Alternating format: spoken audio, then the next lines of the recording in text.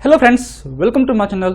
तो आज की वीडियो पे हम बात करेंगे डायरेटिक्स फार्माकोलॉजी के बारे में। बेसिकली ये जो ड्रग्स हैं वो आपके किडनी में यूज होने वाले ड्रग्स हैं। इसका मतलब ये drug use in the kidney disease में आते हैं। ठीक है, मेजरली इनका यूज किडनी के अलावा कार्डियोवास्कुलर सिस्टम्स में करते हैं, इसलिए हम उनमें भी ये पढ़ते हैं। हम इसमें बात करेंगे क्या क्या ड्रग्स यूज होते हैं, क्या उनके बेसिक मोड ऑफ एक्शन होंगे, क्या उनके क्लिनिकल यूजेस होंगे और क्या उनके इंपॉर्टेंट पॉइंट्स होंगे। बात करें इस टॉपिक की, तो अगर आप फार्मेसी के तो 5th सेमेस्टर फार्माकोलॉजी के अंडर पे ये आपके यूनिट नंबर 2 का पार्ट है। So if you want to watch my previous videos regarding the pharmacology you can check the description box below for the link. तो चलिए वीडियो को शुरू करते हैं।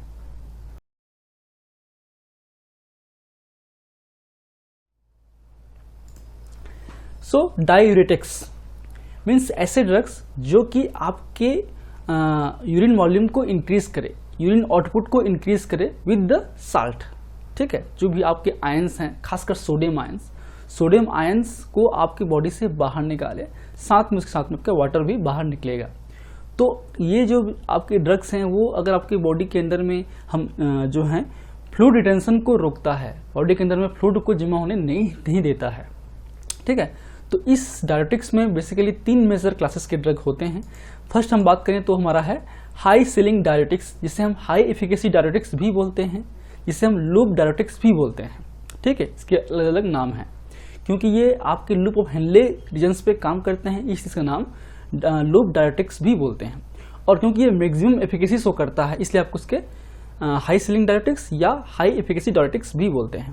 इसका जो बेसिक मोड ऑफ एक्शन होगा वो होता है सोडियम पोटेशियम क्लोराइड को ट्रांसपोर्टर इनहिबिटर। ये कैसे काम करेगा, कहाँ पे काम करेगा, किस सेल्स पे काम करेगा, किस साइड पे काम करेगा, हम आगे समझेंगे ही।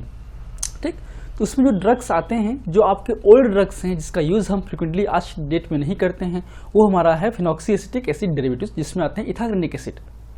ठीक है, और जो मोस्ट इंपॉर्टेंट ड्रग्स है ना वो हमारा है सल्फोनाइल डेरिवेटिव में आते हैं फ्यूरोसेमाइड, ब्यूमेटेनाइड एंड टोरासेमाइड। तो फ्यूरोसेमाइड फार्माकोलॉजी आपके क्वेश्चंस आते हैं, इससे आपको जरूर पढ़िएगा इसको, डिटेल्ड फार्माकोलॉजी।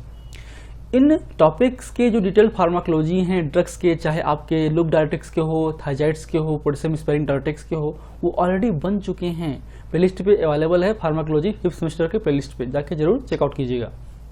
ठीक, नेक्स्ट हमारा है मीडियम एफिकेसी डायरेटिक्स, जिसे हम थायजाइड्स डायरेटिक्स भी बोलते हैं, और ये जो है सोडियम क्लोराइड सिम्पोटर में काम करते हैं। ठीक है, उसको इनहिबिट करते हैं एक तरीके से। इसमें 2 डेरिवेटिव्स हैं, एक वाला हमारा है थायजाइड्स डेरिवेटिव्स, जिसे हम बेंजोथायडाइजेंस भी बोलते हैं, जिसमें आते हैं ड्रग हमारे हाइड्रोक्लोरथायजाइड्स, बेंजथायजाइड्स, हाइड्रोफ्लोमेथाजाइड्स और क्लोपामाइड। उसके अलावा थायजाइड लाइट डायरेटिक्स हैं, मतलब ऐसे ड्रग्स जिनका जो रिंग है स्ट्रक्चर बेस की बात करें तो वो थायजाइड्स की तरह होता है, और ये भी आपके मीडियम एफिकेसी वाले ही ड्रग हैं। ठीक है, और इनका मोड ऑफ एक्शन भी लगभग सिमिलर होता है, इसलिए हम बोलते हैं इसको थायजाइड लाइक डायरेटिक्स, जिसमें आते हैं क्लोरथेलिडोन, मेटोजोलाजोन, जिपामाइड और इंडिपामाइड। ठीक है, तो ये आपके बेसिक ड्रग्स हैं। उसके अलावा नेक्स्ट हमारा ड्रग हैं वीक डायरेटिक्स, जिनकी एफिकेसी बहुत ही कम होती है, जो पोटेंसी है वो उतनी अच्छी नहीं होती है। उसमें फर्स्ट हमारा है carbonic anhydrase inhibitors. Carbonic anhydrase inhibitors में जो ड्रग्स आते हैं वो एस्टाजोलामाइड हैं, जो आपकी बॉडी में कम्प्लीटली एब्जॉर्ब हो जाते हैं। ये एक ऐसा ड्रग है जिसका जो बायो अवेलेबिलिटी है ना, ओरल बायोअवेलेबिलिटी की बात करें तो 100% है। लगभग पूरे के पूरे ड्रग जो हैं आपके एब्जॉर्ब हो जाते हैं पूरे बॉडी में, पूरे जैटी पार्ट्स में एब्जॉर्ब हो जाते हैं ये। ठीक है, तो 99% से ऊपर इसका बायो अवेलेबिलिटी है, इसी खास पॉइंट्स है। उसका जो बेसिक यूज है, इसे डायरेक्ट नहीं करते हैं, इसे हम एंटी ग्लूकोमा ड्रग के रूप में यूज कर सकते हैं, ओरल ड्रग के रूप में हम ऑलरेडी बात कर चुके हैं ग्लूकोमा थेरेपी के अंदर पे। ठीक है, तो इसका जो बेसिक यूज किसमें है, आपके ग्लूकोमा पे है। ठीक, उसके अलावा ऑस्मोटिक डायरेटिक्स, जेंथिन डायरेटिक्स भी हैं। जेंथिन्स जो है आपके थियोफाइलिन, जो कॉफी वगैरह है, कैफीन वगैरह है, थियोफाइलिन वगैरह है, अगर आप हाई अमाउंट पे कॉफी टी ले रहे हैं तो आपको डायरेटिक्स हो सकता है ना, इंक्रीज होती है आपका यूरिन वॉल्यूम या यूरिन आउटपुट। तो जेंथिन डेरिवेटिव्स में खासकर थियोफाइलिन भी आपके डायरेटिक एक्शन शो करता है। नेक्स्ट हमारा है पोटेशियम स्पेरिंग डायरेटिक्स, जो कि बहुत ही इंपॉर्टेंट ड्रग्स है और बहुत फ्रिक्वेंटली यूज होने वाला ड्रग्स हैं, क्योंकि ये यही ऐसा डायरेटिक्स है जिससे पोटेशियम स्पेरिंग होता है, पोटेशियम का लॉस नहीं होता है। बाकी बात करें थायराइड्स की, बात करें लूप डायरेटिक्स की, तो इनमें जो है आपके हाइपोकैलेमिया के चांसेस बढ़ जाते हैं। मतलब इसमें आपके जो पोटेशियम की लॉस बढ़ जाती है और पोटेशियम लॉस होने से कार्डियोवास्कुलर डिसीज और इनहेंस होती है कई बार। तो अगर हमको आपके कार्डियोवास्कुलर के अंदर पे पोटेशियम की लॉस को बचाना है तो उस केस में हम पोटेशियम स्पेयरिंग डायरेटिक्स का करते हैं, ठीक है, जिसमें आते हैं एल्डोस्टेरोन एंटागोनिस्ट, जिसमें आते हैं स्पाइरोलेक्टोन और इप्लेनॉन। उसके अलावा नेक्स्ट हमारा सोडियम चैनल इनहिबिटर्स, जिसमें आते हैं ट्राइमेटेरिन और एमिलोराइड, ठीक। तो ये जो एल्डोस्टेरोन एंटागोनिस्ट हैं इनका भी यूज सेम साइट पे होता है, कलेक्टिंग डक्ट पे ही होता है।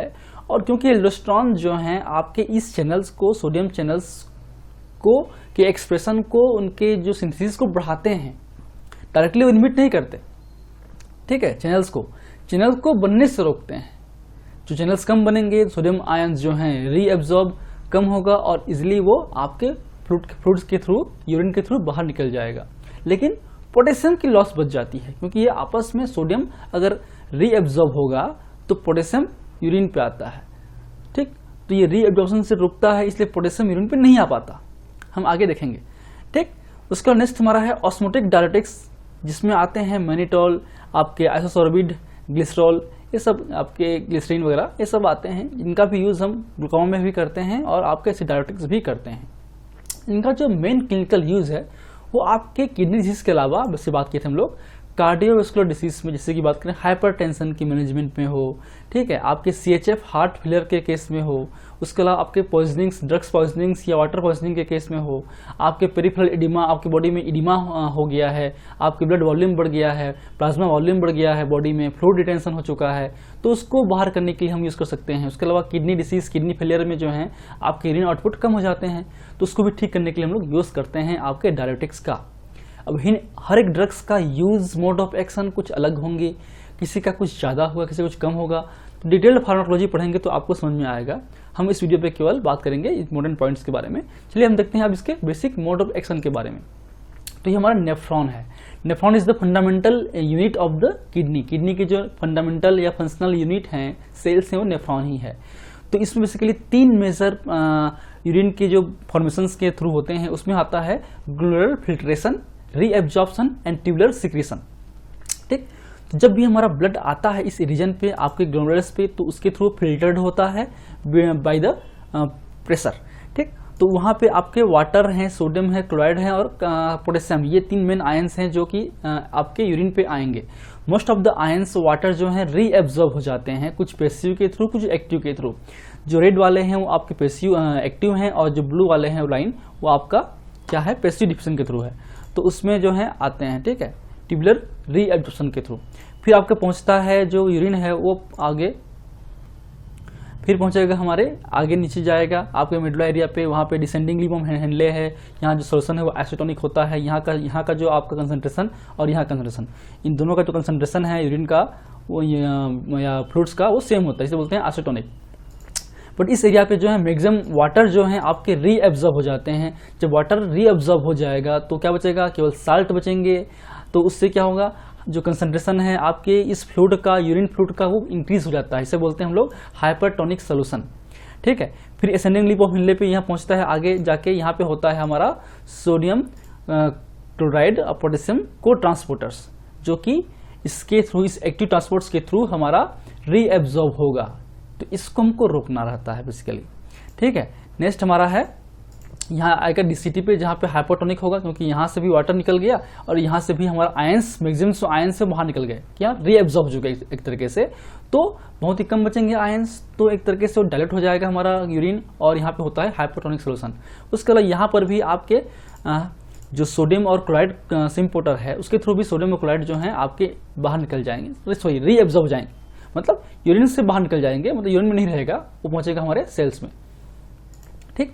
फिर आते हैं कलेक्टिंग डक्ट्स पे, हमारे होते हैं सोडियम चैनल्स होते हैं, जो कि सोडियम को एब्जॉर्ब कराता है और पोटेशियम को यूरिन पे लाता है, ठीक है। और इसके लिए जो एल्डोस्टेरोन्स हैं वो एक तरीके से उसको एगोनिस्ट की तरह काम करता है, ठीक। तो aldosterone enhance the sodium reabsorption and potassium loss. Sodium जब रीएब्जॉर्ब होगा तो वाटर भी रीएब्जॉर्ब होगा, तो हमको इनको कम करना है एक तरीके से। ठीक, चलिए अब आते हैं हम लोग ड्रग्स बारे में। तो हमारा जो है पहला ड्रग्स है लूप डायोटिक्स, जो कि साइट नंबर 2 पे काम करता है। ठीक, तो लूप डायोटिक्स इसको इनहिबिट करेगा इस ट्रांसपोर्टर सिस्टम्स को, जिससे आपका सोडियम क्लोराइड और पोटेशियम आपके रीअब्जॉर्ब नहीं हो पाएंगे और उसके थ्रू ये यूरिन के थ्रू बाहर निकल जाएंगे। तो आयरन का भी लॉस हुआ और वाटर का भी लॉस होगा।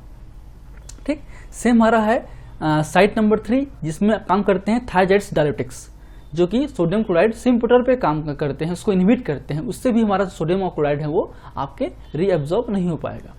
और नेक्स्ट हमारा है इंपॉर्टेंट है पोटेशियम स्पेरिंग डायोटिक्स, जिसमें आते हैं स्पाइनोलेक्टोन्स, जो कि एल्डोस्टेरोन एंटागोनिस्ट हैं। तो ये इस साइट्स को ब्लॉक करेंगे, जिससे सोडियम जो है आपके इस यूरिन पे ही रहेगा और पोटेशियम जो है आपके बॉडी में ही रहेगा, सेल्स में ही रहेगा। तो इस वजह से आपका पोटेशियम लॉस बच जाता है इस ड्रग से। तो ये इनके बेसिक्स मोड ऑफ एक्शन होंगे। बात करें आपके एस्टाजोलामाइड्स की, तो वो कार्बोनिक एनहाइड्रेस एंजाइम इनहिबिटर्स हैं और ये भी एक तरीके से रोल प्ले करता है हमारे यूरिन में साल्ट को बाहर निकालने के लिए।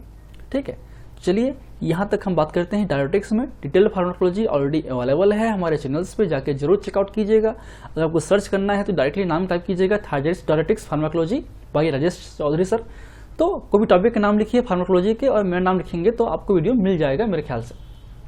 So, if you like videos, please press the like button, share with your friend, and any feedback, please comment on the comment section. That motivates me for the upcoming videos. In last, thank you. Keep watching.